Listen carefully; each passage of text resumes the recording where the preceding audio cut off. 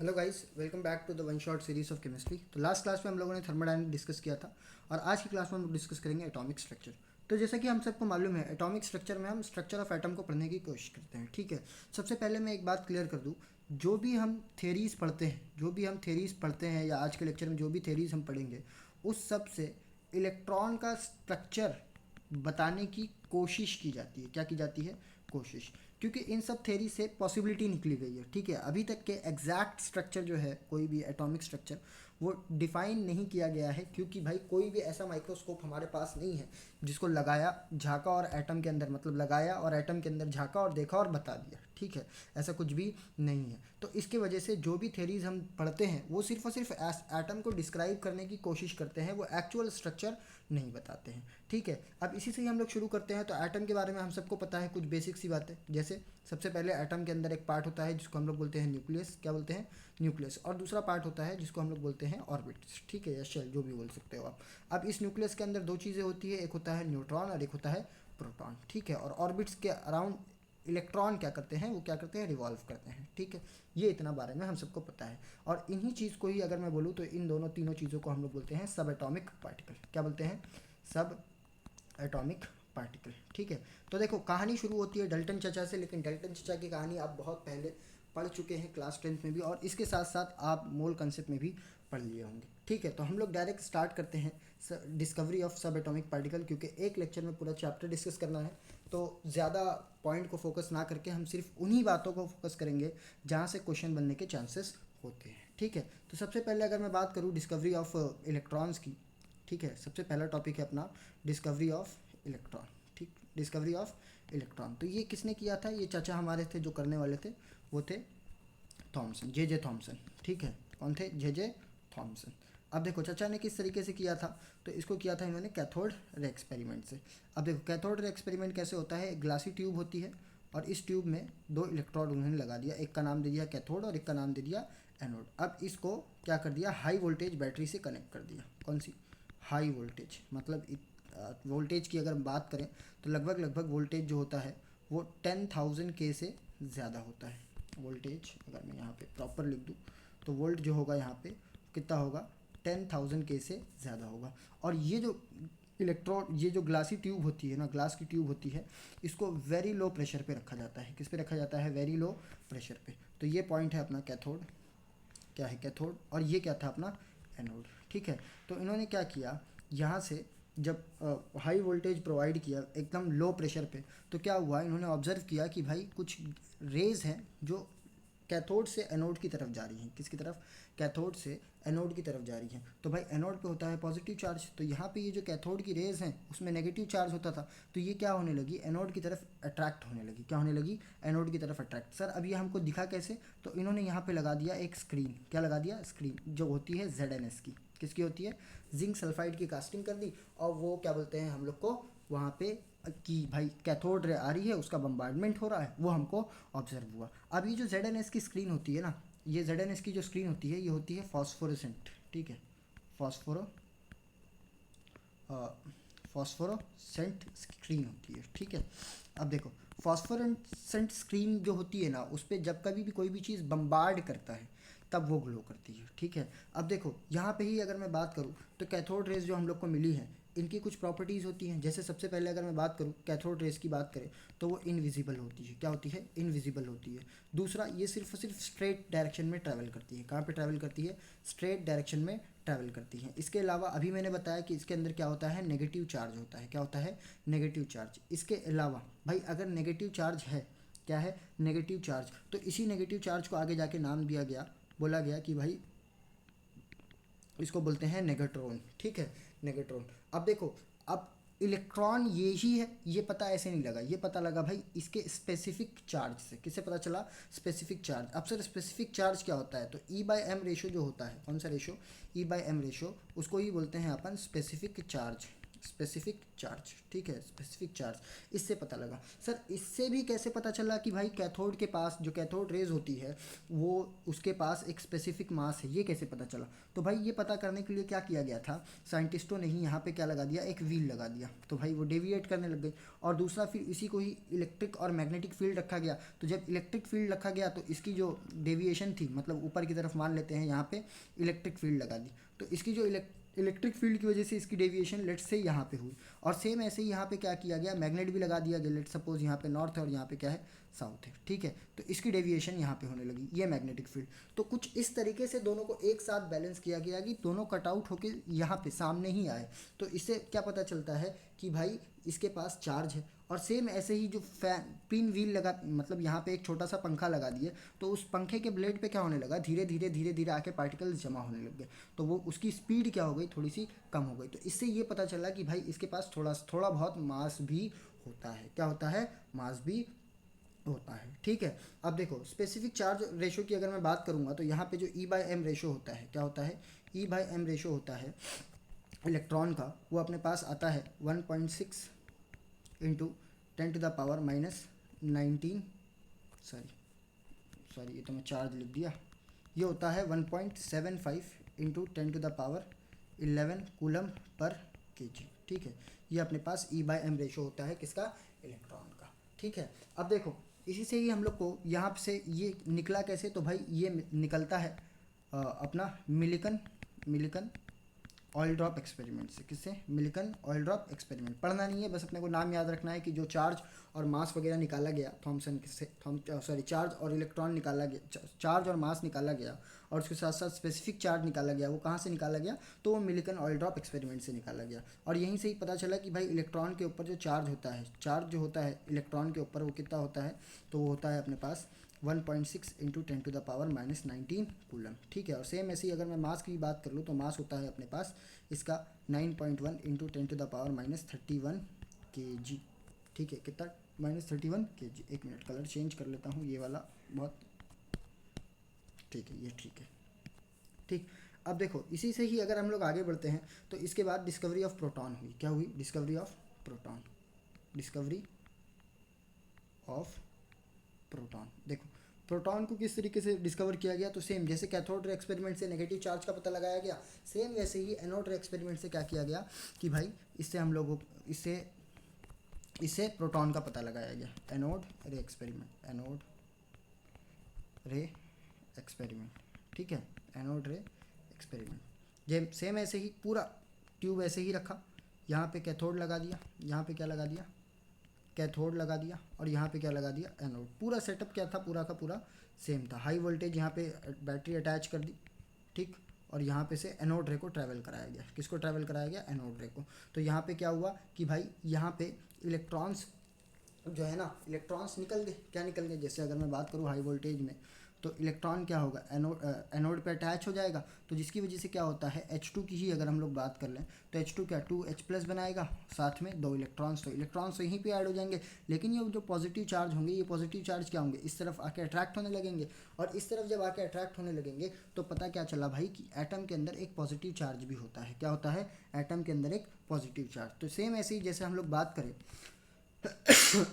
Same ऐसे ही अगर हम लोग बात करें तो भाई ये जो है लाइक कैथोड रेस की तरह, अगर इसकी प्रॉपर्टी की बात करें तो ये क्या होती है, इनविजिबल होती है, क्या होती है, इनविजिबल होती है। दूसरा ट्रैवल इन स्ट्रेट लाइन, इसके बाद अगर मैं बात करूं तो इसके अंदर क्या होता है, कंसिस्ट ऑफ पॉजिटिवली चार्ज, ठीक है। लेकिन अब यहाँ पे अगर देखो तो एनोड में इलेक्ट्रॉन के जब नेगेटिव चार्ज को हम लोगों को डिस्कवर किया गया, तब जो मैंने आपको बताया कि इसका स्पेसिफिक चार्ज डायरेक्ट मैंने लिख दिया कि 1.75 इंटू 10⁻11 कूलम पर केजी होता है। लेकिन अगर वही बात करूँ मैं एनोड रे एक्सपेरिमेंट में, तो इसका जो E/m होता है वो कांस्टेंट नहीं होता है, क्या नहीं होता है, कांस्टेंट नहीं होता है। मतलब आप अगर यहाँ पे गैस चेंज कर दो, क्या चेंज कर दो, गैस चेंज कर दो, तो वो चेंज हो जाएगा। लेकिन अगर वही बात करूँ अगर मैं कैथोड रे एक्सपेरिमेंट में, तो चाहे गैस चेंज करो या तुम कैथोड मटेरियल चेंज कर दो, दोनों से भी कोई फ़र्क नहीं पड़ेगा, E/m रेशो क्या होगा, सेम ही होगा, क्या होगा, सेम ही होगा। लेकिन एक बात और बता दूं कि भाई ये जो E/m रेशो है वो गैस से, मतलब वो जो गैस होती है, जैसे यहाँ पे अगर मैं बात करूँ एक H2 गैस थी, तो वो क्या हुई, आयंस में प्रोड्यूस हुई, तो इस आयन की वजह से पॉजिटिव चार्ज हो रहा है, ठीक है। मतलब ना ही गैस से कोई फ़र्क पड़ेगा, वहाँ पे जो आयंस मिलेगी, क्या बनेगा, आयंस। वैसे तो फ़र्क पड़ेगा गैस से ही, क्योंकि गैस से ही आयंस प्रोड्यूस होंगे, तो सिंपली मैं ये बोल सकता हूँ कि एनोड मटेरियल से तो कोई फ़र्क नहीं पड़ने वाला, गैस जो आयनाइज होगी और उस आयनाइज होने की वजह से गैस से भी फ़र्क पड़ेगा, ठीक है। अब इसके अलावा अगर हम लोग बात करें तो इसके अलावा लास्ट बात बचती है, और वो बचती है अपने पास क्या है कि भाई डिस्कवरी ऑफ न्यूट्रॉन। तो डिस्कवरी ऑफ न्यूट्रॉन की भी बात कर लेते हैं। डिस्कवरी ऑफ न्यूट्रॉन, तो देखो इसके अंदर कोई चार्ज वगैरह तो था नहीं, तो इसका जो डिस्कवरी हुआ ना बहुत लेट हुआ, बहुत डिले हुआ। प्रोटॉन और न्यूट्रॉन की डिस्कवरी बहुत जल्दी हो गई थी, लेकिन इसकी डिस्कवरी जो है बहुत लेट हुई। और किया किसने, तो इसकी डिस्कवरी हुई है जेम्स चैडविक नामक इंसान से। किससे, जेम्स चैडविक, ठीक है। चचा बोले मैं यही कर देता हूँ, ठीक है। तो हुआ कैसे था ये बता देता हूँ। हुआ ऐसे था कि इन्होंने एक बेरिलियम का जो एटम था उससे क्या किया गया था, इन्होंने अल्फ़ा पार्टिकल को बम्बार्ड कराया था, ठीक है, अल्फ़ा पार्टिकल को, हीलियम न्यूक्लियस को। तो यहाँ पे क्या हुआ था, कार्बन 612 बना था, और साथ में एक ऐसी स्पीशीज़ निकली थी जिसके अंदर कोई चार्ज नहीं था, सिर्फ और सिर्फ उसके अंदर मास होता था। तो सॉरी, यहाँ से इन्होंने बताया कि भाई ये स्पीशीज़ जो होती है वो न्यूट्रॉन होती है। क्या होती है, न्यूट्रॉन होती है। अब इसी की ही बात अगर मैं आगे बात करूँ, तो अगर मैं बात करूँ तो यहाँ पे कुछ चीज़ें याद रखने वाली है इन सब से ऊपर से। तो ऊपर से क्या याद रखने वाली है, जैसे मैं बात करूँ इलेक्ट्रॉन, प्रोटॉन और न्यूट्रॉन की बात करें, तो वैसे तो हम लोग को पता है, लेकिन एक बार फिर बता देता हूँ मैं कि भाई इनके ऊपर जो चार्ज होता है इनके ऊपर चार्ज, इसके ऊपर कुछ भी नहीं होता है, इसके ऊपर होता है 1.6 इंटू 10⁻⁻19 कूलम, इसके ऊपर -1.6 इंटू 10⁻⁻19 कूलम, ठीक है। अब एटॉमिक वेट की बात कर ले, तो इसका एटॉमिक वेट की बात करें तो इसका होता है 9.1 इंटू 10⁻31 kg, और इसकी बात करें तो 1.62 इंटू 10⁻27 kg, ठीक है। इसकी बात करें तो इसका भी सेम इसी की तरह ही होता है। तो इसी को ही हम लोग बोलते हैं AMU, 1 AMU। क्या बोलते हैं, 1 एटॉमिक मास यूनिट, क्योंकि इतनी बड़ी यूनिट जो होती है ना, मतलब इतना छोटा मास जो होता है ना, वो हम बार बार प्रोटॉन के लिए ना लिखे, न्यूट्रॉन के लिए लिखे, तो ऐसा नहीं। तो इस वजह से छोटा सा AMU लिख करके हम लोग सल्टा देते हैं। अब देखो एक चीज़ बस याद रखना कि हम लोग अप्रॉक्सीमेट ले तो mass of neutron and mass of proton को अप्रॉक्सीमेट सेम बोलते हैं। बट इन एक्चुअल की बात करें, किसकी बात करें, इन एक्चुअल की अगर बात किया जाए, तो एक्चुअल की जब बात करेंगे तो वहाँ पे क्या होता है, मास ऑफ न्यूट्रॉन जो होता है वो slightly greater then mass of proton होता है। क्या होता है, मास ऑफ प्रोटॉन, मतलब एकदम हल्का सा ज़्यादा होता है, ठीक है। तो ये हो गया डिस्कवरी ऑफ सब एटॉमिक पार्टिकल्स। तो अब इसके बाद अगर मैं बात करूँ तो इसके बाद भाई हमारी बात होती है एटॉमिक मॉडल्स की। किसकी, एटॉमिक मॉडल। तो सबसे पहले जो चचा आए थे, जैसे कि मैंने बताया आपको, डल्टन चचा आए थे, उनका मॉडल बहुत ज़्यादा बुरी तरीके से फेल हुआ, क्योंकि उन्होंने बोला था कि atom can not be divisible, मतलब एटम को तोड़ नहीं सकते हैं, मैटर की सबसे छोटी यूनिट होती है।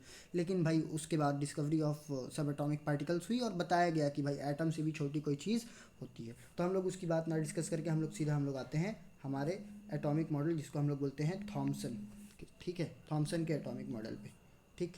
अब देखो थॉमसन चचा का एटॉमिक मॉडल की अगर मैं बात करूँ, तो थॉमसन चचा का एटॉमिक मॉडल जो था उसको हम लोग सीधा बोल सकते हैं पल्म पुडिंग मॉडल, पल्म, ठीक है, पल्म पुडिंग मॉडल, या फिर वाटरमेलन लाइक, ठीक है, वाटरमेलन लाइक। इनका कहना क्या था कि भाई एटम जो है एक स्पेरिकल पार्ट में है। अब इसके अंदर क्या होते हैं, यहाँ पे पॉजिटिव चार्ज पूरे पूरे स्पेरिकल में स्प्रेडेड है, और जो इलेक्ट्रॉन्स होते हैं वो यहाँ पे इम्बेडेड होते हैं इसके अंदर। जैसे कि अगर वाटरमेलन की बात करें तो जो रेड पोर्शन होता है, कौन सा पोर्शन होता है, रेड पोर्शन, वो रेड पोर्शन को इन्होंने बोला कि भाई रेड वाला पोर्शन जो है वो क्या है, प्रोटॉन है। कौन सा, रेड पोर्शन की अगर बात करें तो उन्होंने बोला कि भाई वो क्या होता है, प्रोटॉन होता है। और ब्लैक सीड की अगर मैं बात करूँ तो जो ब्लैक सीड इन्होंने कहा कि भाई ये क्या होती है, इलेक्ट्रॉन होती है। लेकिन जैसे ही थोड़ा सा आगे बात गई तो इनका मॉडल जो है वो फेल हो गया। क्या फेल हो गया, मॉडल फेल हो गया। क्यों फेल हो गया, दो बातें। सबसे पहली बात एटम को जो होता है ना भाई, वो ये तो पता था कि इलेक्ट्रॉन्स जो होते हैं अगर ऐसा कुछ हुआ तो एक चीज़ तो क्लियर थी, वो क्लियर क्या थी कि भाई इलेक्ट्रॉन अगर प्रोटॉन के आसपास रहेगा तो दोनों के अंदर चार्ज है, दोनों के अंदर क्या है, चार्ज, मतलब प्रोटॉन पे भी चार्ज है और इलेक्ट्रॉन के अंदर भी चार्ज है, तो दोनों एक दूसरे को लाइक प्रोटॉन इलेक्ट्रॉन को सक क्यों नहीं कर ले रहा है, क्या प्रोटॉन इलेक्ट्रॉन को सक क्यों नहीं कर ले रहा है, इस वजह से चर्चा की थ्योरी क्या हो गई, फेल हो गई। ठीक है, अब देखो इसी के ही बाद हमारे पास एक माई मिस्टेक, इसी के ही बाद हमारे पास एक नए चचा है जिनका नाम था रदरफोर्ड। क्या था, क्या नाम था, रदरफोर्ड। अब बोला भाई मैं भी क्या करता हूँ, अपना अपना वो दे देता हूँ, रदरफोर्ड। ठीक है, रदरफोर्ड मॉडल। तो रदरफोर्ड जो थे ना, उनका जो क्या बोलते हैं एटॉमिक मॉडल था, वो बड़ा फेमस हुआ। वो बड़ा फेमस हुआ कैसे, इन्होंने गोल्ड फॉइल एक्सपेरिमेंट किया। ठीक है, देखो यहाँ पे इन्होंने ऐसा रखा भाई, एक अपने पास रेडियो एक्टिव डीके कराया, रेडियम का था ये, और इसमें से अल्फ़ा पार्टिकल निकले। कौन से पार्टिकल निकल रहे थे, अल्फ़ा पार्टिकल। अब ये लिड लगा दिया था यहाँ पे, क्यों, क्योंकि अल्फ़ा पार्टिकल हो सकता है निकल के यहाँ से भी जाए, यहाँ से भी जाए, तो लिड लगा लिया था जो कि कैंसिल आउट कर दे अल्फ़ा पार्टिकल को, और अल्फ़ा पार्टिकल स्ट्रेट लाइन में ट्रैवल करे। कैसे पार्टिकल, कैसे स्ट्रेट लाइन में। और यहाँ पे ना इन्होंने कवर कर दिया इसको 360 डिग्री, मतलब गोल्ड फॉइल से। ठीक है, सॉरी गोल्ड फॉइल बोल रहा हूँ, यहाँ पे गोल्ड फॉइल से इसको पास करा, ये थी गोल्ड फॉइल, गोल्ड फॉइल। ठीक है, गोल्ड फॉइल। और फिर यहाँ पे लगा दिया स्क्रीन। क्या लगा दिया, स्क्रीन। स्क्रीन कौन सी थी, ये ZNS की स्क्रीन थी। किसकी स्क्रीन थी, ZNS की। अब देखो यहाँ पे क्या हुआ ना, जब जैसे जैसे गोल्ड फॉइल से यहाँ पे क्या हुआ, इलेक्ट्रॉन्स को पास, मतलब अल्फ़ा पार्टिकल पास हुए, तो तीन बातें ऑब्जर्व हुई। कितनी बातें ऑब्जर्व हुई, तीन बातें। सबसे पहले कि बहुत सारी जो रेस थी वो तो क्या हो गई, एकदम स्ट्रेट डायरेक्शन में ट्रैवल की, बहुत सारी क्या हुई, स्ट्रेट डायरेक्शन में ट्रैवल की। दूसरा क्या हुआ कि कुछ जो थी वो थोड़े बहुत एंगल से डेविएट हुई, कुछ जो थी थोड़े बहुत एंगल से डेविएट हुई, और कुछ जो थी वो वापस, मतलब 180 डिग्री बैक साइड आ गई। कहाँ पे आ गई, बैक साइड आ गई। तो अब इनके जो ये थे, मतलब रेडियो एक्टिव ये था, इससे भाई इन्होंने ये बताया कि भाई जो 99.9% कितनी 99.9% जो है रेज स्ट्रेट डायरेक्शन में जा रही है, इसका मतलब क्या है कि भाई मोस्ट ऑफ द एटम जो है वो एम्प्टी है। क्या है, एम्प्टी। आप सर बोल रहे होगे कि सर आपको कैसे पता चला या इनको कैसे पता चला कि मोस्ट ऑफ द पार्टिकल जो है एम्प्टी है। तो देखो यहाँ पे इन्होंने ना गोल्ड फॉइल लगाई है, और गोल्ड फॉइल के अंदर भाई पॉजिटिव चार्ज, मतलब वहाँ पे भी चार्ज होगा, और ये जो अल्फ़ा पार्टिकल्स जा रहे हैं इसके अंदर भी चार्ज है। तो अगर ये पॉजिटिव है तो इन दोनों में क्या होगा, रिपल्शन होगा। क्या होगा, रिपल्शन। तो हो सकता है कि भाई ये जो अल्फ़ा पार्टिकल वाला जो न्यूक्लियस है, ये इसके न्यूक्लियस के सामने आया ही ना हो, तो इसकी वजह से रिपल्शन नहीं हुआ, तो वो स्ट्रेट डायरेक्शन में चली गई। तो इस वजह से ये कंक्लूजन निकला कि भाई जो मोस्ट ऑफ द एटम जो है वो क्या है, खाली है। क्या है, खाली। और दूसरा कंक्लूजन ये निकाला कि भाई जो पॉजिटिव चार्ज है ना, देखो 99% खाली है, तो पॉजिटिव चार्ज जो है ना उसको हम लोग इन्होंने नाम दिया कि भाई जो पॉजिटिव चार्ज जहाँ पे है, positive charge present in nucleus. ठीक है, इन्होंने नाम दिया कि न्यूक्लियस। ठीक है, और दूसरा इन्होंने क्या बताया कि भाई इलेक्ट्रॉन्स जो होते हैं ना, इलेक्ट्रॉन्स वो क्या करते हैं, revolve around the nucleus called orbits. ठीक है, around the nucleus in orbit, ये इन्होंने बता दिया। ठीक है, लेकिन क्या हुआ, इनका जो एटॉमिक मॉडल था ये भी क्या हो गया, फेल हो गया। क्या हो गया, फेल हो गया। क्यों फेल हो गया, क्योंकि देखो मैक्सवेल चचा है। चलो ठीक है, पहले ड्रॉबैक बता देता हूँ, उसके बाद मैथमेटिकल अप्रोच बताता हूँ। ठीक है, ड्रॉबैक, तो इनका ड्रॉबैक क्या था, इन्होंने क्या बोला कि भाई एटम्स के अराउंड जो होता है न्यूक्लियस, वो क्या करता है, एटम्स के अराउंड जो इलेक्ट्रॉन होता है वो रिवॉल्व करता है। ठीक है, जैसे मान लेते हैं ये ऐसे इलेक्ट्रॉन रिवॉल्व कर रहा है। ठीक है, तो देखो ये ऐसे, थोड़ी देर बाद ऐसे, फिर ऐसे, माय मिस्टेक। ठीक है, ऐसे ट्रैवल कर रहा है। ठीक, एक मिनट। ठीक, ऐसे रिवॉल्व कर रहा है। तो देखो उस टाइम पे ना मैक्सवेल चचा ने पहले अपनी थ्योरी दे चुकी थी। किसने, मैक्सवेल ने अपनी पहली थ्योरी दे चुकी थी, और वो थ्योरी क्या थी, अपना कि भाई कोई भी इलेक्ट्रोमैग्नेटिक वेव्स है अगर वो ट्रैवल कर रही हैं, क्या कर रही हैं, अगर वो ट्रैवल कर रही हैं तो वो रेडिएशंस को इमिट करेंगे। क्या इमिट करेंगे, रेडिएशंस को इमिट करेंगे। तो इसका मतलब क्या है कि भाई ये जो इलेक्ट्रॉन है ये रिवॉल्व कर रहा है, तो ये रिवॉल्व करेगा भाई, रिवॉल्व करते करते करते करते क्या करेगा, अपनी एनर्जी को लॉस करेगा। मतलब कि अगर वो एक सर्कुलर पाथ में रिवॉल्व कर रहा है तो वो क्या करेगा, धीरे धीरे अपनी एनर्जी को लॉस करेगा, और एक टाइम ऐसा आएगा कि जब ये जा करके इस न्यूक्लियस में लड़ जाएगा, और जैसे ही यहाँ पे न्यूक्लियस में लड़ेगा तो यहाँ पे ब्लास्ट बम फूट गया। अगर यहाँ पे ये फूट गया, मतलब इलेक्ट्रॉन और प्रोटॉन मिल गए, ये दोनों मिल गए, तो इसका मतलब तो भाई कुछ बचा ही नहीं, इसका मतलब तो कुछ बचा ही नहीं, है ना। तो यही था इसका सबसे बड़ा ड्रॉबैक, ठीक है। अब इसके बाद अगर मैं कुछ बताऊँ तो इन्होंने कुछ काम की चीज़ बता दी। तो सबसे पहले काम की चीज़ इन्होंने बताई कि भाई जो अपने पास सबसे पहले इन्होंने बताया कि भाई जो एटम के अंदर जो न्यूक्लियस है ना, न्यूक्लियस मतलब एटम की बात करें तो इन्होंने एटम का रेडियस बताया कि भाई एटम का जो रेडियस होता है वो कितना होता है अपने पास, वो होता है 10⁻⁻10 मीटर, ठीक है। इसके अलावा अगर मैं बात करूँ तो न्यूक्लियस का जो रेडियस है, रेडियस ऑफ न्यूक्लियस, इन्होंने वो बताया कि भाई वो होता है 10⁻⁻15 मीटर। कितना होता है 10⁻⁻15 मीटर। तो इसका मतलब अगर मैं दोनों का रेशो लूँ, क्या लूँ, दोनों का ratio of atom to the ratio of radius of nucleus, radius of nucleus, तो इन्होंने बताया कि 10⁻5 टाइम है। मतलब कि भाई एक ग्राउंड में आप सेंटर में क्या रख दो, एक बॉल रख दो, तो अगर वो ग्राउंड जो होगा वो पूरा अगर एटम होगा तो जो सेंटर में जो छोटी सी बॉल रखी है वो क्या होगी अपने पास, न्यूक्लियस होगी। मतलब इतना छोटा होता है न्यूक्लियस से, ठीक है। इन्होंने फिर वही बताया कि भाई अगर मैं यहाँ से वॉल्यूम ऑफ एटम और मतलब एक और रेशो इन्होंने दे दिया कि volume of atom to the volume of nucleus अगर रेशो लेंगे तो वो कितना आएगा 15 के आसपास, मतलब इसी का ही क्यूब कर देना है बस और कुछ भी नहीं, ठीक है। ये बताया इन्होंने, ठीक है। तो अब देखो यहाँ से ही थोड़ा सा और आगे बढ़ते हैं अपने पास, तो इलेक्ट्रोमैग्नेटिक रेडिएशन वाली थ्योरी आ जाती है, ठीक है। कौन सी, ईएम वेव्स। तो देखो ईएम वेव्स की अगर मैं बात करूँ तो भाई हम सबको पता है इलेक्ट्रोमैग्नेटिक वेव्स जो होती है वो कैसे ट्रैवल करती है। मतलब कि भाई अपने पास मान लेते हैं ये ऐसा ट्रैवल कर रही है, ठीक है, इलेक्ट्रोमैग्नेटिक वेव्स। एक मिनट, ठीक है। तो सेम अगर मैग्नेटिक फील्ड इस डायरेक्शन में मान लेते हैं, लेट सपोज कि अगर ये मैग्नेटिक फील्ड है, क्या है, मैग्नेटिक फील्ड, तो जो इलेक्ट्रिक फील्ड होगी वो क्या होगी, इसके परपेंडिकुलर होगी, इसके क्या होगी, परपेंडिकुलर होगी, ठीक है। तो यहाँ से देखो वेव से ही ना कुछ छोटी छोटी बातें यहाँ से पता चली, और वो बातें हम लोग को याद रखनी है। जैसे सबसे पहले अगर मैं बात करूँ तो ये जो टॉप वाला पार्ट होता है इसको बोलते हैं क्रेस्ट, और नीचे वाला जो पार्ट होता है उसको बोलते हैं टफ। तो दो सक्सेसिव टफ और या फिर क्रस्ट, दो सक्सेसिव टफ या फिर दो सक्सेसिव क्रस्ट के बीच में जो डिस्टेंस होती है उसको अपन क्या बोलते हैं, लैम्डा बोलते हैं। क्या बोलते हैं, लैम्डा, ठीक है। अब देखो यहाँ पे सिंपल सिंपल सी अगर मैं बात करूँ तो वेलोसिटी अगर मैं निकालने की कोशिश करूँ, ठीक है, वेलोसिटी अगर मैं निकालने की कोशिश करूँ तो एकदम सिंपल है। वेलोसिटी कैसे निकालेंगे, वेलोसिटी अगर निकालने की कोशिश करेंगे तो यहाँ पे कैसे आएगा, सिंपल, डिस्टेंस बाय टाइम। तो डिस्टेंस क्या है, लैम्डा बाय टाइम। अब देखो टाइम की अगर मैं बात करूँ तो टाइम की अगर बात करूँ तो मैं उसको फ्रीक्वेंसी में भी लिख सकता हूँ, तो न्यू, न्यू ऐसे भी लिख सकते हैं इसको, है ना। और एक फार्मूला हमको याद रखना है जो कि होता है वेव नंबर का। तो वेव नंबर का फार्मूला क्या होता है, 1/λ। तो देखो अगर मैं इन तीनों फार्मूलेस की बात करूँ तो तीनों फार्मूला आपने को क्या रखना है, याद रखना है, क्योंकि यहाँ से क्या हो जाता है, न्यूमेरिक क्वेश्चन बनते हैं। क्या बनते हैं, न्यूमेरिक क्वेश्चन बनते हैं। अब देखो इसी के ही बाद हमारे पास आती है एक नई थ्योरी जिसको हम लोग बोलते हैं प्लैंक क्वांटम थ्योरी। लेकिन प्लैंक क्वांटम थ्योरी आई क्यों, उसको समझने के लिए अपने को थोड़ा सा फोटो इलेक्ट्रिक इफेक्ट के बारे में जानना होगा। तो देखो फोटो इलेक्ट्रिक इफेक्ट की बात करूँ तो वो क्या होता है, जैसे मान लो वो यहाँ पे एक्सप्लेन करता है कि भाई मान लेते हैं ये अपने पास क्या है, एक मेटल शीट है। क्या है, मेटल शीट।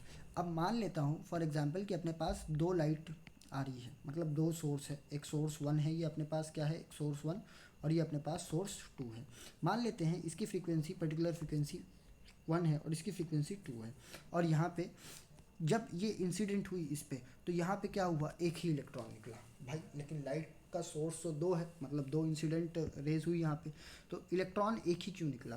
तो यहाँ पे ये जो होता है ना इसका वर्क डन, वो इलेक्ट्रॉन वही निकलेगा जिसका वर्क पोटेंशियल इसकी इंसिडेंट एनर्जी से मतलब ज़्यादा होगा। क्या होगा, ज़्यादा होगा। तो अब ये कैसे हो गया, तो इसी चीज़ को एक्सप्लेन किया प्लैंक्स क्वांटम थ्योरी में। किसने, प्लैंक क्वांटम थ्योरी में।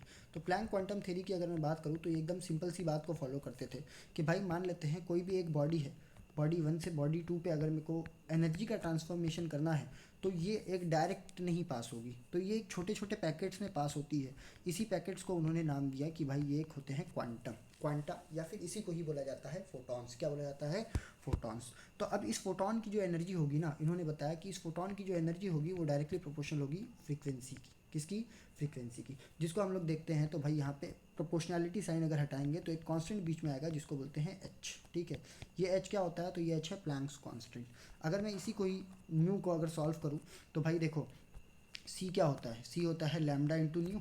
तो न्यू यहाँ से क्या हो जाएगा, सी बाय लैम्डा, बराबर यही हो जाएगा। तो H equal to C by lambda, H C by lambda, ठीक है। तो अब देखो एच क्या है यहाँ पे, तो एच है प्लैंक्स कांस्टेंट, क्या है प्लैंक्स कांस्टेंट, ठीक है, जिसकी वैल्यू हम सबको पता होनी चाहिए कितनी 6.62 इंटू 10⁻34 जूल सेकेंड, ठीक है, जूल सेकेंड। अब देखो यहाँ से ही ना अगर एग्जामिनर ना अपने को क्या कर ले, एनर्जी कैलकुलेट करा ले, क्या कैलकुलेट करा ले, एनर्जी तो हम लोग निकाल लेंगे, लेकिन एग्जामिनर कभी कभी क्या करता है, हम लोग को कैलकुलेट कराता है इलेक्ट्रॉन वोल्ट में, किस में, इलेक्ट्रॉन वोल्ट में। तो डायरेक्ट शॉर्टकट फार्मूला है, इलेक्ट्रॉन वोल्ट में अगर हमको एनर्जी कैलकुलेट कराना हो तो 12,400 बटे लैम्डा, लेकिन ये लैम्डा आप आर्मस्ट्रॉन्ग में रखेंगे, किस में रखेंगे, आर्मस्ट्रॉन्ग में, तो आपको ये वैल्यू निकल के आ जाएगी एनर्जी की, ठीक है।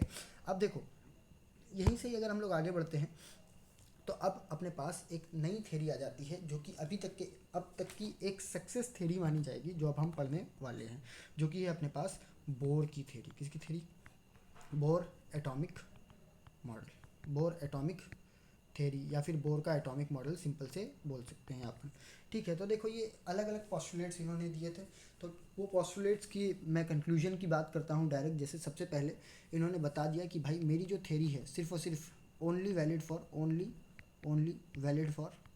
Valid for single electron system, single electron system, ठीक है, या फिर हाइड्रोजन लाइक एटम, या फिर हाइड्रोजन बोल सकते हैं अपन, हाइड्रोजन के ऊपर ही वैलिड होती है, ठीक है। इन्होंने क्या बताया कि भाई मेरे पास जो जो जो भी मेरे इलेक्ट्रॉन्स लाइक रिवॉल्व कर रहे हैं, जो भी मेरे इलेक्ट्रॉन्स रिवॉल्व कर रहे हैं, तो वो उन्हीं स्टेशनरी और उन्हीं ऑर्बिट्स में करेंगे रिवॉल्व जिनका एंगुलर मोमेंटम MVR, मतलब क्या, angular momentum NH by 2 pi के बराबर होगा, किसके बराबर होगा, NH बाय 2 पाई। और यहाँ पे ये जो n बताया इन्होंने, तो बताया n इज़ पॉजिटिव इंटीजर, मतलब भाई कि इसकी वैल्यू फ्रैक्शन में नहीं हो सकती, किस में नहीं हो सकती, फ्रैक्शन में नहीं हो सकती, ठीक है। अब देखो नेक्स्ट ठीक, कहाँ फिर नीचे कहाँ आ गया, देखो नेक्स्ट इन्होंने क्या बताया कि भाई इलेक्ट्रॉन जो होता है ना उसके पास एनर्जी होती है, क्या होती है, एनर्जी। तो एनर्जी उसके पास खुद की वजह से नहीं होती है, वो एनर्जी उसके पास जो होती है, electron have energy due to energy of orbit, ठीक है, ये भी इन्होंने बता दिया। अब इसके बाद अगर एक पॉइंट है, तो वो एक पॉइंट उन्होंने बताया कि जब कभी भी इलेक्ट्रॉन क्या करेगा, एनर्जी लूज़ करेगा या गेन करेगा, क्या करेगा, गेन करेगा, तो वो क्या कैसे होगा, इलेक्ट्रॉन जब कभी भी गेन और लूज़ एनर्जी, ये तभी होगा व्हेन इट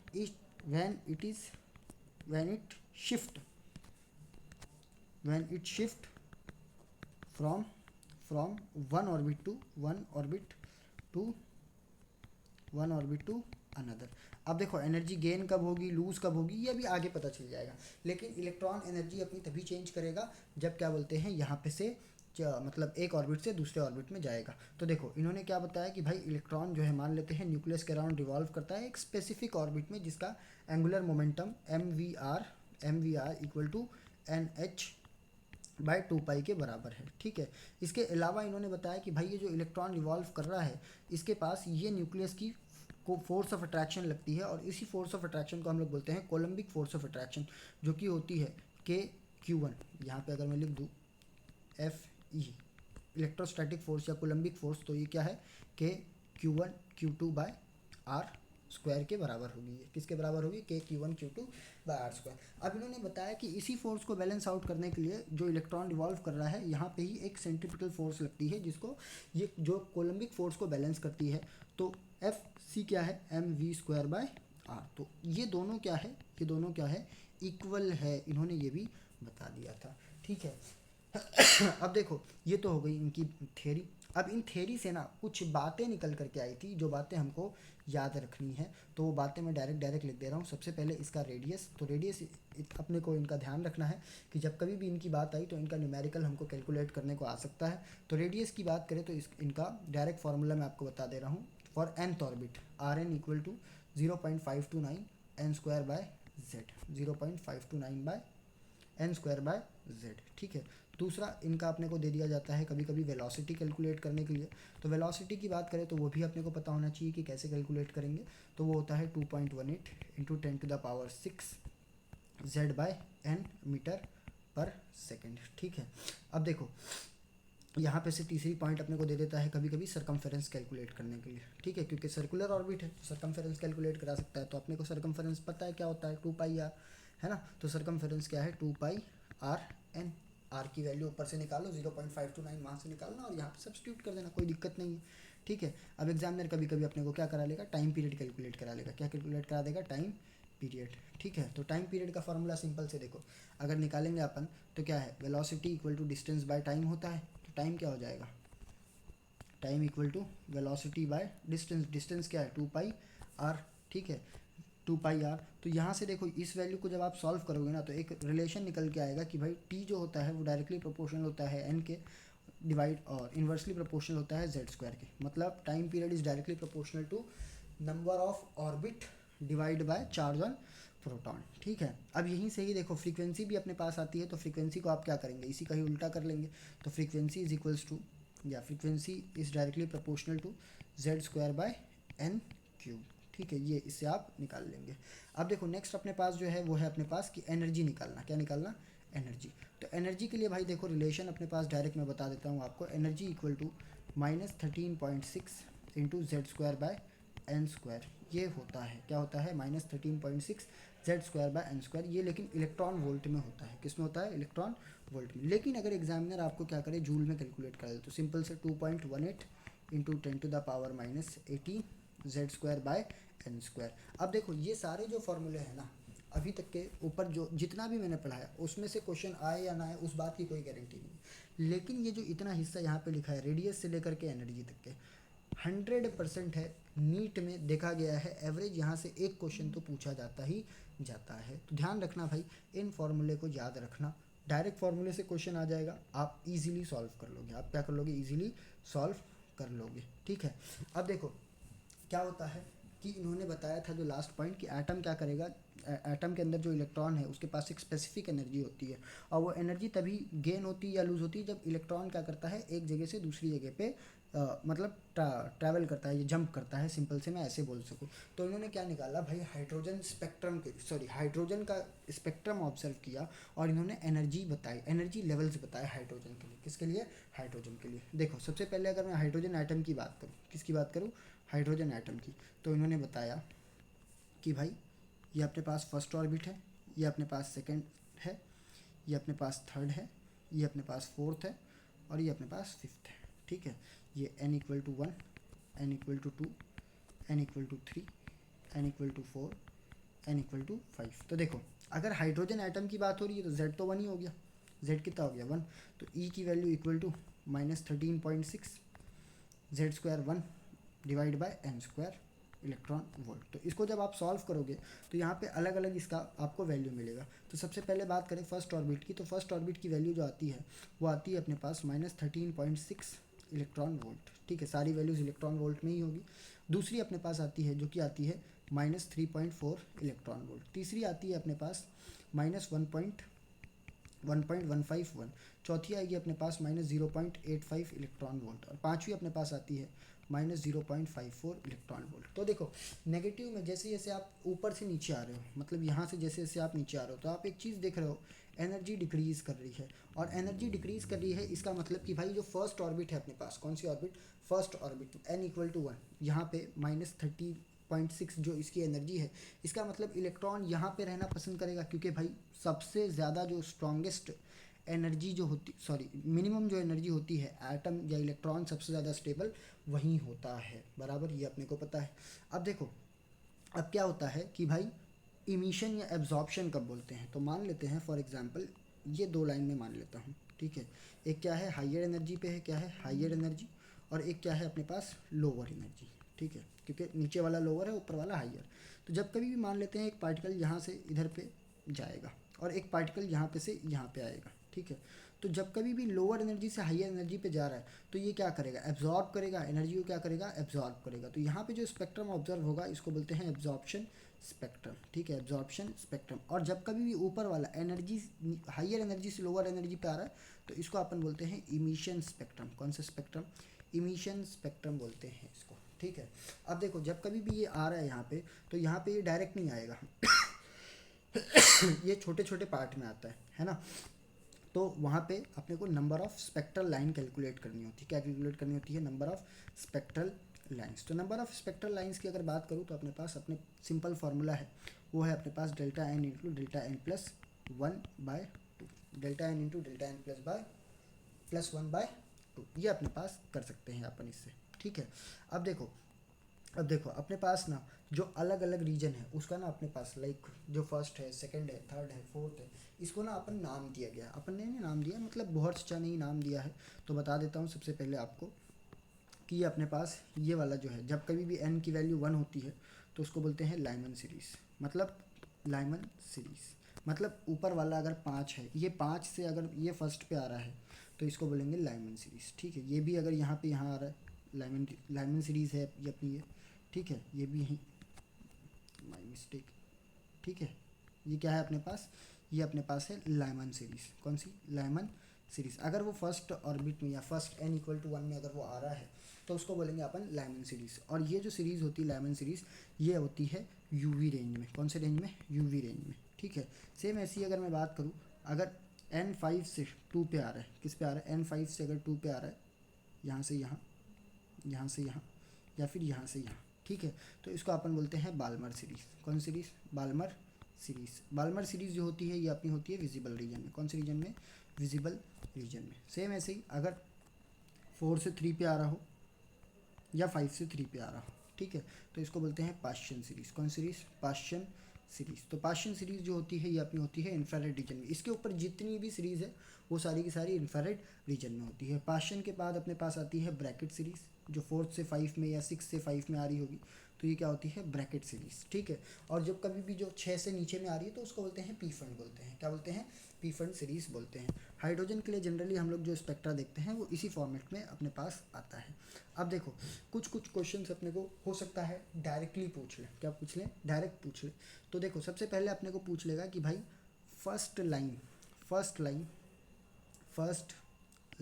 ठीक है, फर्स्ट लाइन या फिर अल्फा लाइन, या फिर बोल देगा मिनिमम एनर्जी या मिनिमम फ्रीक्वेंसी या फिर मैक्स वेवलेंथ, क्योंकि अगर फ्रीक्वेंसी सबसे कम होगी तो वेवलेंथ सबसे ज़्यादा होती है। तो इसका मतलब कहीं भी होगा मतलब n+1 कहीं भी हो। लाइक मान लेते हैं अगर यहाँ से यहाँ पे, देखो चलो यहीं पे ही मैं दिखा देता हूँ आपको।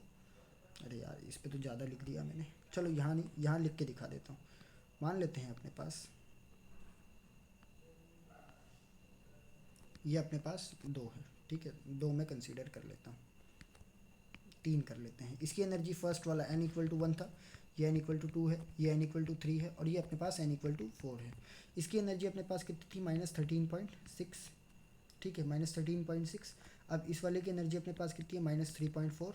इस वाले की एनर्जी अपने पास होती है -1.51, और इस वाले की एनर्जी होती है -0.85। तो देखो अगर मैं इन दोनों के बीच में अगर मैं डिफरेंस निकालूंगा एनर्जी का, तो कितना आएगा एनर्जी का डिफरेंस अपने पास? जो कि आएगा -10.4, ठीक, सॉरी -10.4 बोल रहा हूँ, -10.2। लेकिन अगर मैं इन दोनों के बीच की एनर्जी का डिफरेंस निकालूंगा तो ये अपने पास कितना आएगा? -3.4 -1.51, तो समथिंग अप्रॉक्सीमेट -1.8। देखो छोटा नेगेटिव वैल्यू कहाँ पे आ रही है वो देख लो, नेगेटिव वैल्यू अपने पास कहाँ पे आ रही है? तो इस वाले रीजन में देखो सबसे बड़ा गैप है, और नेगेटिव एनर्जी जो है ना यहाँ पे नेगेटिव में है। किस में है? नेगेटिव में। इसका मतलब लोअर एनर्जी है, मतलब बहुत कम एनर्जी है। क्या है? एनर्जी क्या है? कम है। तो इस वजह से इसको बोलते हैं मिनिमम एनर्जी या फिर अल्फा लाइन। इसके ऊपर अगर सेकंड पे आ रहा है, थर्ड पे आ रहा है, तो उसको बीटा गामा बोलेंगे, ठीक है। और इन्फिनिटी पे अगर बोलेंगे कब आ रहा है, तो इन्फिनिटी एक एन इन्फिनिटी होगा जिसकी एनर्जी बहुत ज़्यादा होगी, वहाँ से अगर फर्स्ट पे आएगा तो इसमें क्या होगा? मैक्सिमम एनर्जी होगी। क्या होगी? Maximum energy. और ये अपने पास क्या है? मिनिमम एनर्जी है, ठीक है। अब देखो इसके अलावा अगर मैं बात करूँ, आगे हम लोग बात करें, तो अपने पास देखो सबसे पहले अपने पास क्या आ जाता है? डी ब्रोगली हाइपोथेसिस आ जाती है। क्या आ जाती है? De Broglie hypothesis. ये देखो, अब इसके बाद इस चैप्टर में कुछ बचा नहीं है, क्वांटम मैकेनिकल मॉडल है वो थोड़ा सा काम का है, डी ब्रोगली हाइपोथेसिस। ठीक है, तो डी ब्रोगली हाइपोथेसिस से अगर मैं डायरेक्ट बात करूँ रिजल्ट की, तो रिजल्ट क्या बोलता है कि भाई जो अपने पास वेव है, जो भी ट्रैवल हो रहा है, उसका जो लैम्डा है उसका इन्वर्सली प्रोपोर्शनल होता है वो मोमेंटम के, किसके, मोमेंटम के। ठीक है, तो इसका मतलब डायरेक्टली इन्वर्सली प्रोपोर्शनल होगा मास इंटू वॉल्यूम के, क्योंकि मोमेंटम का फॉर्मूला है एम इंटू वी बराबर। तो यहाँ से अपने पास आ जाता है lambda equal to H by P, या इसी को ही मैं अगर बोलूँ तो lambda equal to H M by V. ठीक है, इस तरीके से अपन इसको लिख सकते हैं।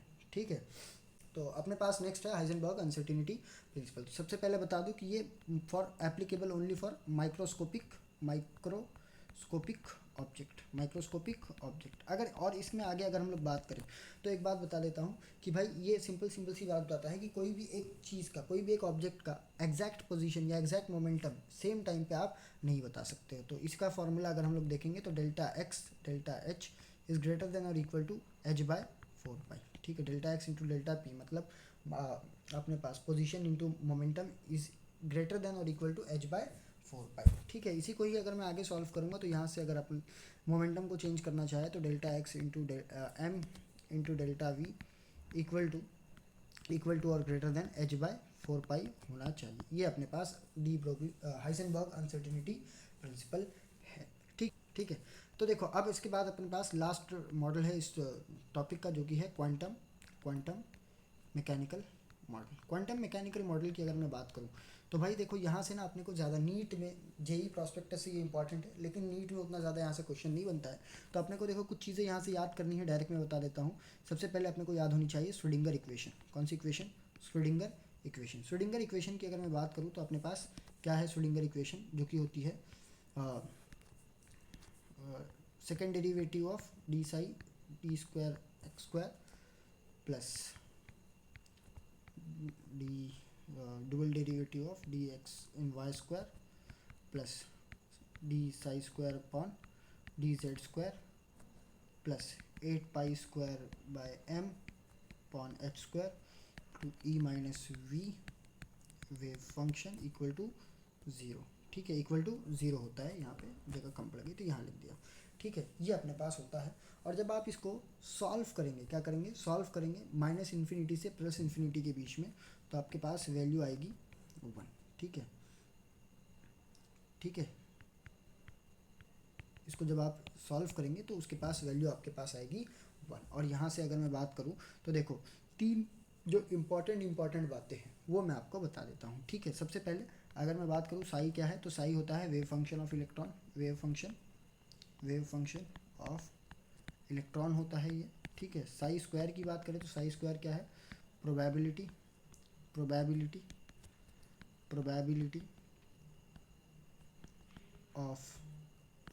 Density of electron. ठीक है, और अगर बात करें यही psi square into D V, तो ये होता है प्रोबेबिलिटी ऑफ फाइंडिंग इलेक्ट्रॉन। ठीक है, प्रोबेबिलिटी ऑफ फाइंडिंग इलेक्ट्रॉन। ठीक है, ये अपने पास हो गया। ठीक है, अब देखो यहीं से ही जब इसका सोल्यूशन निकला ना, तो ये अपने पास यहीं से ही जनरेट होता है क्वांटम नंबर। क्या जनरेट होता है? Quantum number. ठीक है, तो क्वांटम नंबर की अगर मैं बात करूँ, किसकी बात करूँ, क्वांटम नंबर की अगर मैं बात करूँ, तो क्वांटम नंबर अपने पास जो स्पेशल चीज़ है उसमें भाई ये क्या होता है, तो ये होता है ये एक परमानेंट एड्रेस, सिंपल अगर मैं अपनी लैंग्वेज में बोलूँ तो परमानेंट एड्रेस ऑफ इलेक्ट्रॉन होता है ये क्वांटम नंबर। क्वांटम नंबर की बात करें तो अपने पास 4 क्वांटम नंबर अपने पास हैं। सबसे पहला आता है principal quantum number,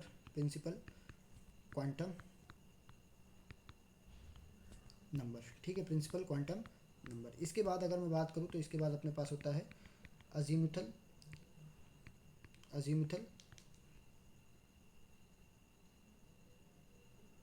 quantum number.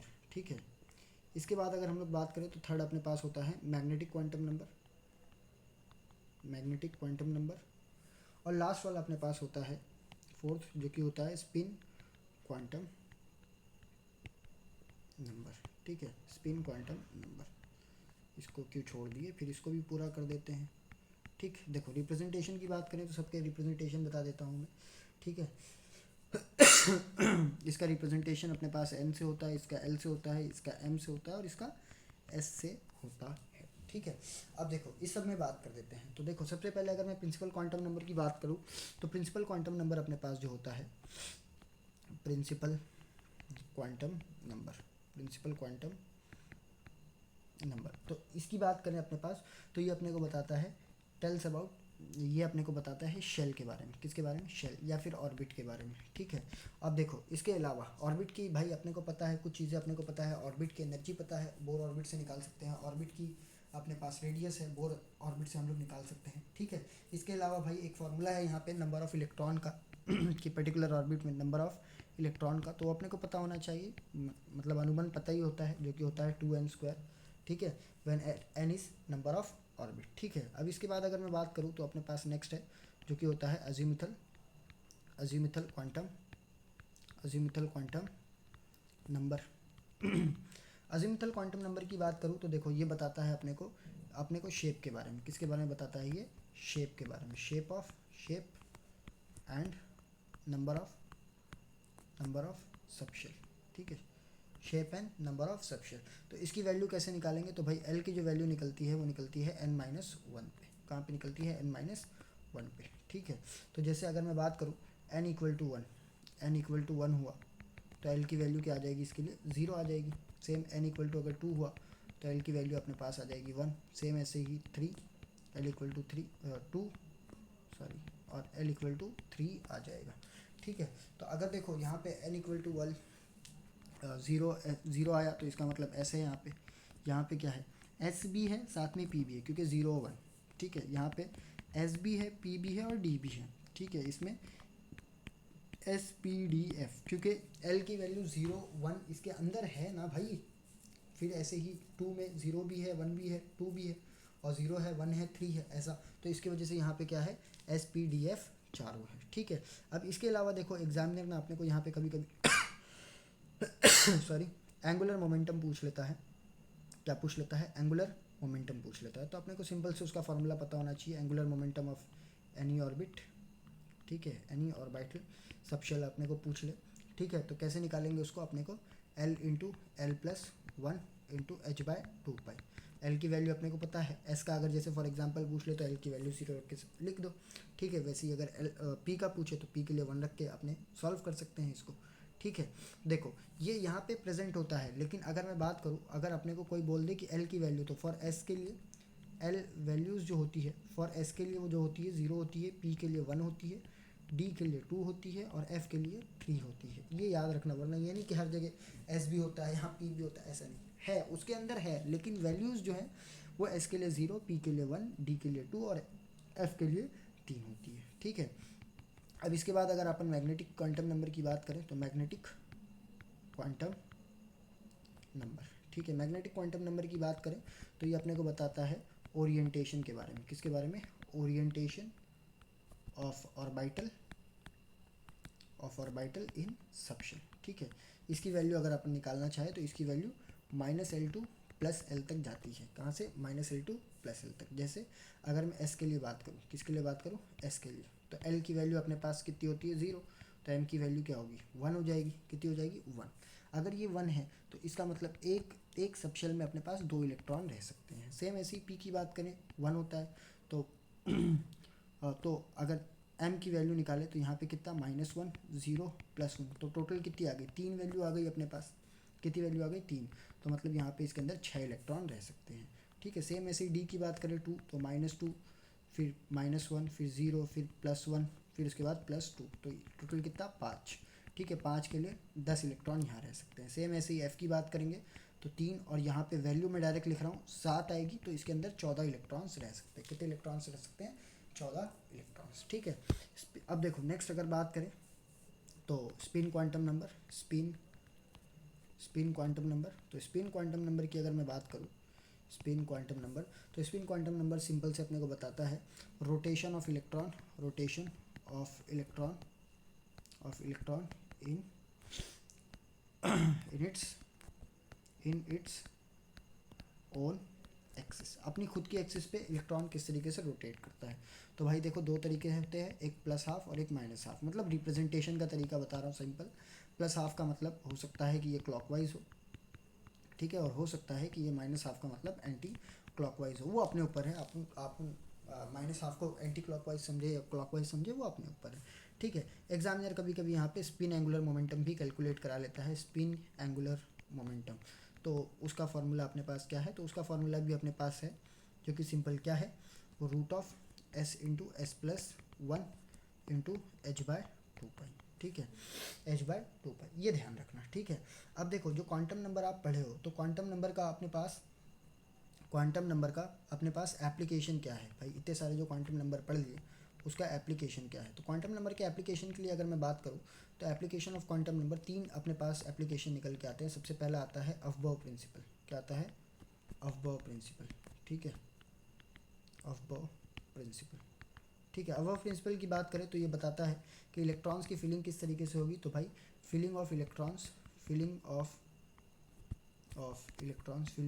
Electron take place from in order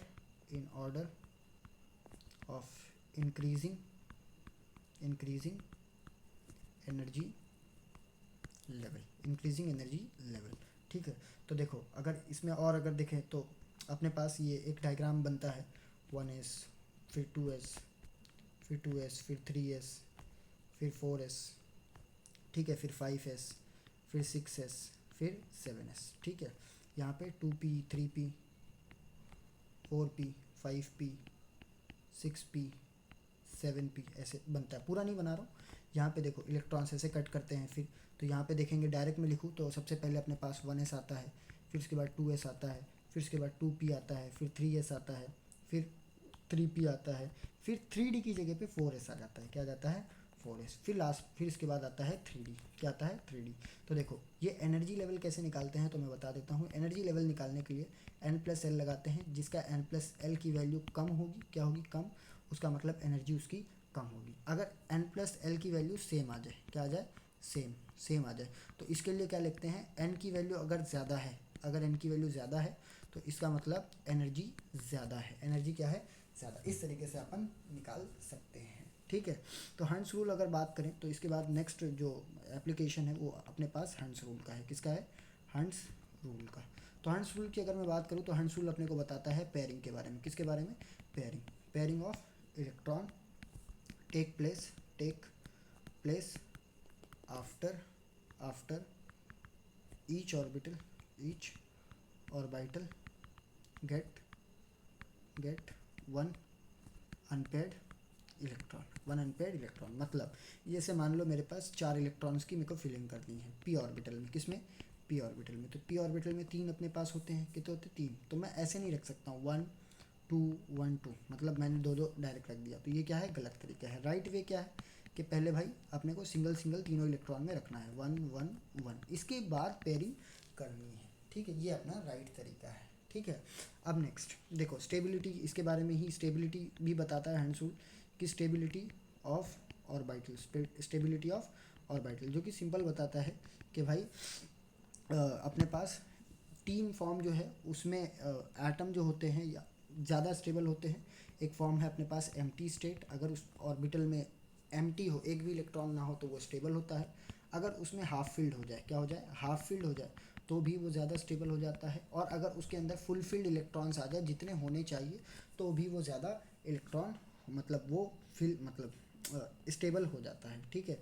अब लास्ट की बात करें तो लास्ट एप्लीकेशन होता है पॉलिश एक्सक्लूजन रूल। क्या होता है, polish exclusion rule. Polish exclusion rule की अगर मैं बात करूँ तो पॉलिश एक्सक्लूजन रूल सिंपल से एक बात बताता है कि भाई कोई भी कोई भी दो electron, two electron can never have same quantum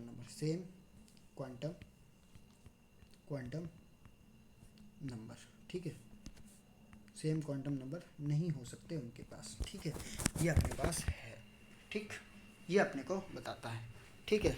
अब देखो इसके बाद अगर मैं आगे बात करूँ, किसके बाद बात करेंगे, अगर अपने पास आगे बात करेंगे तो कुछ छोटी चीज़ें हैं, शेप जो कि ऊपर बताना था अज़ीमुथल क्वांटम नंबर में, बट थोड़ा सा मैं नीचे उसको लेके आ जाता। ठीक है, तो शेप की बात करें तो देखो सबसे पहले बता देता हूँ, एस ऑर्बिटल का जो शेप होता है वो क्या होता है, स्पीयर लाइक होता है। क्या होता है, स्पीयर लाइक होता है। ठीक है, पी ऑर्बिटल की बात करें तो इसका जो स्ट्रक्चर होता है वो डम्बल डम्बल स्ट्रक्चर होता है। मतलब देखो 3 पी ऑर्बिटल है अपने पास, -1 0 +1। तो अगर मैं इसकी देखूंगा तो 3 डम्बल अपने को मिलेंगे, एक अपने पास एक्स डायरेक्शन में, एक वाई डायरेक्शन में, और एक मान लेते हैं नीचे दिखा देता हूँ, ये अपने पास पी एक्स है, ये अपने पास पी वाई है। सेम ऐसे ही डबल जेड डायरेक्शन में भी होगा, 3 ऐसे सेम ऑर्बिटल मिलते हैं। लेकिन अगर वही डी ऑर्बिटल की बात करें अपने पास, तो यहाँ पे 5 एनर्जी लेवल होती है अपने पास। ठीक है, -2 -1 0 +1 +2। तो देखो इसमें दो सेट होते हैं, एक एक एक जो होते हैं इन बिटवीन दी एक्सिस, और एक जो होते हैं एक्सिस के अलाउंग। ठीक है, एक इन बिटवीन दी एक्सिस होते हैं और एक होते हैं एक्सिस के अलाउंग। ठीक है, तो देखो सबसे पहले अगर मैं बात करूँ इन बिटवीन दी एक्सिस, तो अपने पास सबसे पहले डी एक्स वाई, मतलब कि भाई ये अपने पास अगर एक्स वाई प्लेन है, कौन सा प्लेन है, एक्स वाई प्लेन है, तो ये एक्स और वाई के बीच में होंगे। किसके बीच में होंगे, एक्स और वाई के बीच में होंगे। ठीक है, बना नहीं बराबर।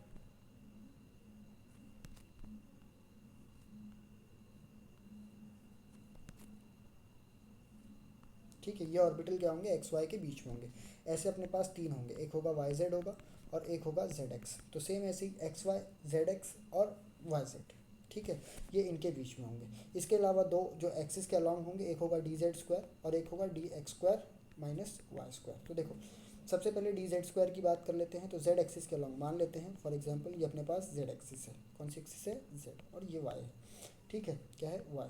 तो एक ऑर्बिटल इसके अलॉन्ग होगा। ठीक है, इसके अलॉन्ग होगा, दूसरे कलर से दिखा देता हूँ। ठीक है, ठीक, तो ये अपने पास डी जेड स्क्वायर है। सेम ऐसी ही अगर मैं D X square minus Y square की बात करेंगे तो वो भी एक्स सेम 4 लोब वाला होगा। क्या होगा, 4 लोब, लेकिन वो एक्स और वाई डायरेक्शन में होगा। ठीक है, ये अपने पास ऐसे, ये ऐसे, ये ऐसे और ये ऐसे। एक मिनट छोटा करके दिखा देता हूँ, ये। ठीक है, ये अपने पास एक्स और वाई डायरेक्शन में होगा। ठीक है, अब देखो इसके अलावा अगर मैं बात करूँगा तो अपने पास देखो सबसे पहले अपने पास लास्ट टॉपिक जो है वो है अपने पास नोड्स के बारे में। किसके बारे में, नोड्स। ठीक है, तो नोड्स की बात करेंगे तो नोड्स ऐसी जगह होती है, एरिया, ऐसा area where probability of finding probability probability of finding electron is zero. ठीक है, तो दो तरीके की अपने पास नोड होती है, एक होती है रेडियल नोड, कौन सी नोड, रेडियल नोड, और एक होती है एंगुलर नोड, कौन सी, एंगुलर नोड। रेडियल नोड की बात करेंगे तो उसका फॉर्मूला अपने पास n-l-1 होता है, और एंगुलर नोड की अगर बात करेंगे तो वो अपने पास क्या होता है, l होता है। क्या होता है, सिंपल l। ठीक है, अब देखो अगर बात करें, अपने को एग्जामिनर निकालने दे दे कोई सी भी नोड निकालने, क्या निकालने दे, नोड निकालने दे दे। जैसे फॉर एग्जांपल अपने पास बोल दे डी डी के अंदर बताओ एंगुलर नोड कितनी है, तो भाई सिंपल डी की एल की वैल्यू कितनी होती है, 2 होती है। कितनी होती है, 2। तो इसके अंदर कितनी नोड होंगे, 2 नोड होंगे। कितने नोड होंगे, 2 नोड। ठीक है, अब देखो यहाँ पे मैं आपको बता देता हूँ, अपने पास जैसे D X square minus Y square की बात करें, डी एक्स वाई और डी वाई जेड की बात करेंगे, और डी एक्स जेड की बात करेंगे, तो इस सब में कितनी, 2 नोड्स होती हैं। कितनी नोड्स होती हैं, 2 नोड्स। लेकिन डी जेड स्क्वायर में बात करेंगे तो यहाँ पे नो नोडल प्लेन, यहाँ पे कोई नोडल प्लेन नहीं होता है, ये ध्यान रखना। ठीक है, अब देखो, अब इसके बाद अगर मैं आगे बात करूँगा, इसके बाद अगर और आगे अपन बात करेंगे तो लास्ट में मैग्नेटिक नेचर की बात करना है अपने को, जो कि एकदम सिंपल है। मैग्नेटिक नेचर में अगर बात करेंगे, कोई भी स्पीशीज़, कोई भी एटम, उसके पास अगर अनपेयर्ड इलेक्ट्रॉन होते हैं, कौन से इलेक्ट्रॉन होते हैं, अनपेयर्ड इलेक्ट्रॉन होते हैं, तो वो मैग्नेटिक बिहेवियर शो करेगा और उसको पैरामैग्नेटिक बोलेंगे। क्या बोलेंगे, पैरामैग्नेटिक बोलेंगे। लेकिन अगर उसके पास नो अनपेयर्ड इलेक्ट्रॉन, ठीक है, नो अनपेयर्ड इलेक्ट्रॉन, तो उसको अपन बोलेंगे डायामैग्नेटिक। क्या बोलेंगे, डायामैग्नेटिक। ठीक है, डायामैग्नेटिक। ठीक, अब अपने पास मैग्नेटिक मोमेंट अगर एग्जामिनर अपने को निकालने दे तो mu equal to root of n into n plus 2। ठीक है, बी एम। ठीक है, ये अपने पास मैग्नेटिक मोमेंट का फार्मूला है, यूनिट बोर मैग्नेट्रॉन। ठीक है, तो यहाँ पे आज के लिए यहीं तक के समाप्त करता हूँ। किसी को कोई दिक्कत होगी तो टेलीग्राम पे मुझे मैसेज करें। ठीक, मिलेंगे अपन नेक्स्ट क्लास नेक्स्ट वीडियो में। ठीक है।